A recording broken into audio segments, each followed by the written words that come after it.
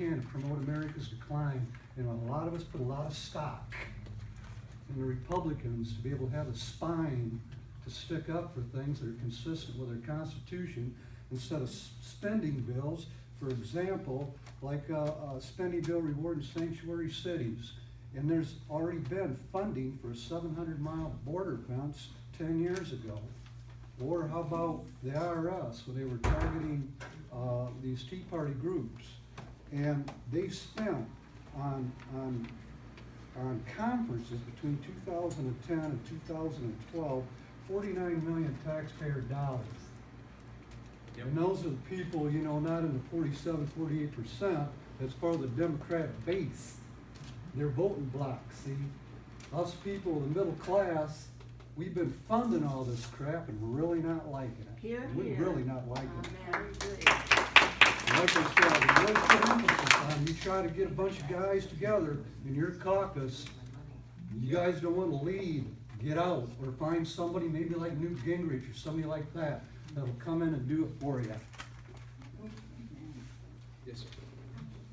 I'd kind of like to respond for Mr. Amash on that. It's my understanding that only about 17% or less of the U.S. citizens actually participate in voting. So I believe it's not Mr. Amash making his efforts, which I believe he has more than done. It's the U.S. citizen needs to get their act together and show their support for what they believe in. Not Mr. Amash. He's doing a fantastic job for all of us. He is. But it's up to us. It's up to us to support him and to show our leaders who and what we need done. Sorry. I appreciate it, but I appreciate that, and I do take your concerns very seriously, though. I think that it's important that we push harder and that we work harder. And you know, I gave Speaker Ryan a chance over the past year, and we'll reassess that in January. It's important that we have leaders that are going to open up the process, allow the American people to be represented. But to be clear, that won't be some kind of panacea. It's not going to be some conservative paradise if you just open up the process.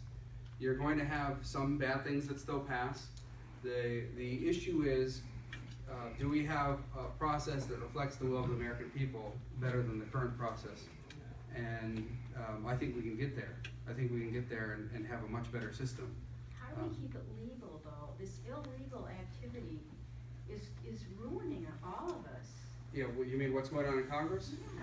Yeah. I mean, this kind of I agree with you. stuff in. I think that stuff is wrong, and it violates the rules. And I understand that that you believe. And sometimes I've had to go to the House floor by myself. Just before the August break, I've had to stop a couple things on the House floor where I had to do a lot of the work. And I appreciate that. I appreciate you very much.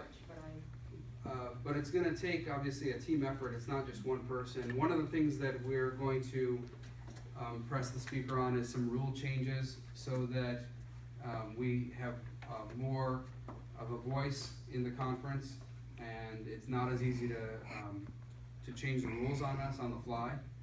A lot of times what they tend to do, not only do they violate the rules, a lot of times what they do is they try to do it in a legal route. They try to change the rules.